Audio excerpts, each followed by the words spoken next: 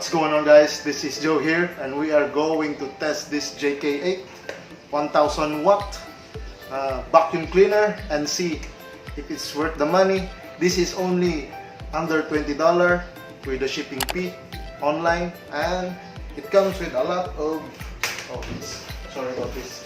Here's a mess I created here to test this vacuum cleaner, and it has a lot of accessories like this, and 2 extension, and a lanyard, and this one for computers, and I don't know where, but I think this is usually used to the computer keyboards.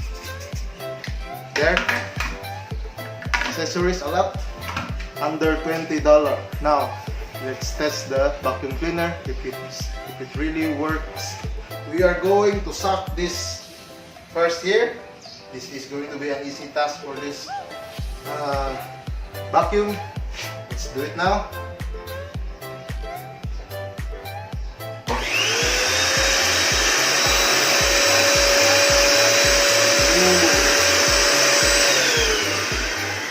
Very easy. Then this one here. This is going to be, I think, an easy task.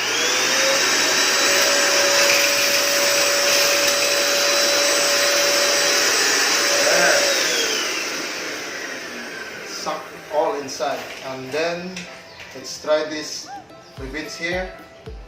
I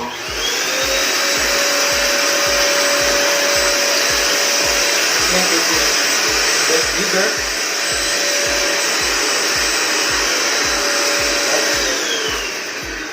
Also suck it, but it's not really inside.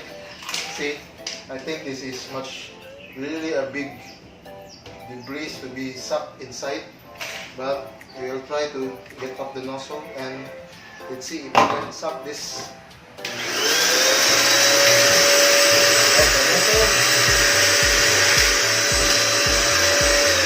There, all is inside.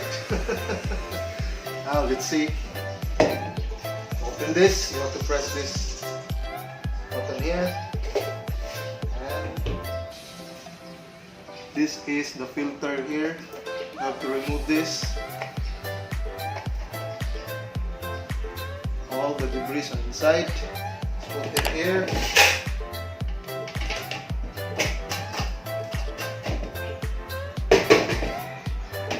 We are going to see if this doormat here, this has a lot of dust.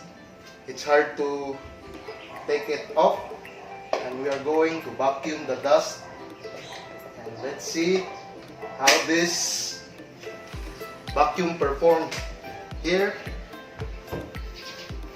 Now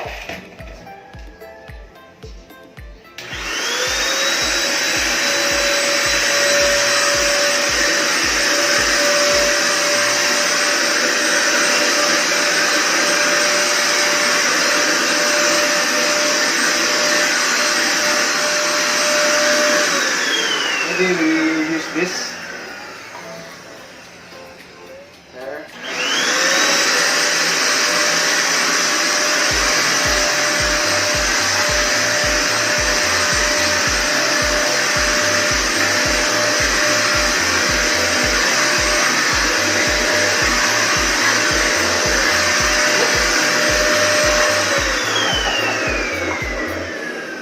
Let's try it again.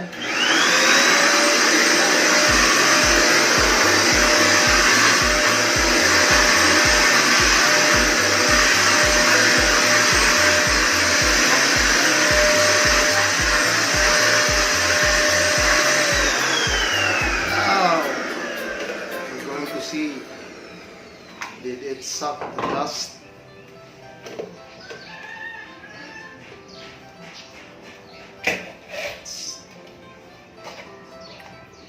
Yeah, it has a lot of dirt. As you can see there, vacuum is really have a power to suck the dust out of this doormat. Well,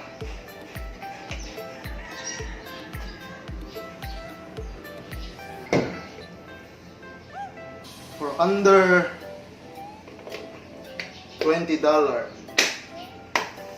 This perform and it exceeds my expectation. Really great product, the JK-8 vacuum cleaner.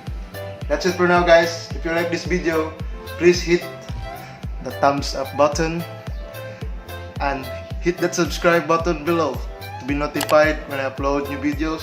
Thanks for watching. Have a nice day.